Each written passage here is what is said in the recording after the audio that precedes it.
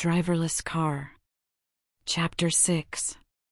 Like a captive tiger. Eric was retracing the scope of the room like a captive tiger, his steps tracing the same path over and over, wearing an invisible groove into the hardwood floor. His hands ran anxiously through his hair, his fingers becoming the bars of his mental prison, threatening to uproot the tangle of dark strands in his despair.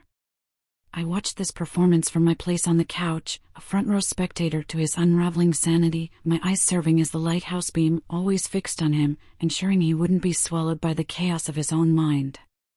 I said, "You mean you didn't know she was tracking your phone?" He said, "How could I know, Candy?" He was acting like he was getting mad at me. "Don't get mad at me, get mad at her." "Eric, calm down. If she doesn't catch us together, she can't accuse us of anything. It's not like we're going to jail for being in love, because we're not. We are not going to jail. Your divorce might be a little messy, but nobody's going to jail. I just don't feel like dealing with her shit right now." I leaped up off the couch. "What shit?" "Just ask her for a divorce, Eric." Eric stopped pacing, kneeling down to me. "Candace, I can't afford a divorce right now. She's been threatening me with this whole thing of infidelity being against the law in the state of Maryland." I leaned forward, close in his face.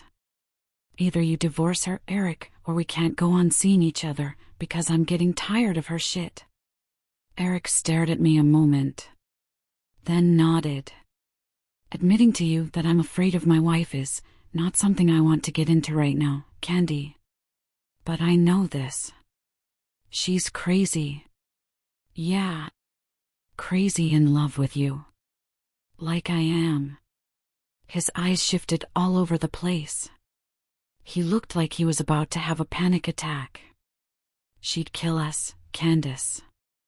I'm not afraid of your wife. Especially with my life. And what I want in my life. And who I want in my life." Eric looked at me, alarmed. He could hear the tears in my voice like I did. And I wasn't a crier, I didn't cry easy. But it pissed me off enough with Eric to choke his ass out. He stood, glaring down into my face. "Baby, why can't we just keep things the way they are?" I glared at him back. I wanted to bust him upside the head with a fucking lamp. "Are you fucking crazy? No, we can't keep things the way they are. You're married. And if you don't end that, then we have to end this. Candace, my wife keeps reminding me that adultery is against the law in the state of Maryland." I raised my voice as if I was nailing it to his ears so that he could hear me. "Eric, they're not going to put you in jail for adultery. It's a misdemeanor in the state of Maryland, a fucking $10 fine, if that. You can afford that, can't you? Fool, she's just telling you that to scare you. And I can see that it's working." I headed for the door, expecting his ass to follow me. But he didn't. He just stood there looking like a damn fool. I said, "You know what? If you don't want to continue this thing with me, that's fine. I'm not gonna cry over spilt chocolate milk." With a cloud of dejection looming over him, Eric retreated from my home, his head hung low, a mirror reflecting the spirit of a rain-soaked stray. With a rush of finality, I thrust the door closed, the echoing bang a resounding end to our conversation. Stepping into my kitchen, I liberated a bottle of Merlot from its rack, the crimson liquid whispering promises of tranquility into my glass.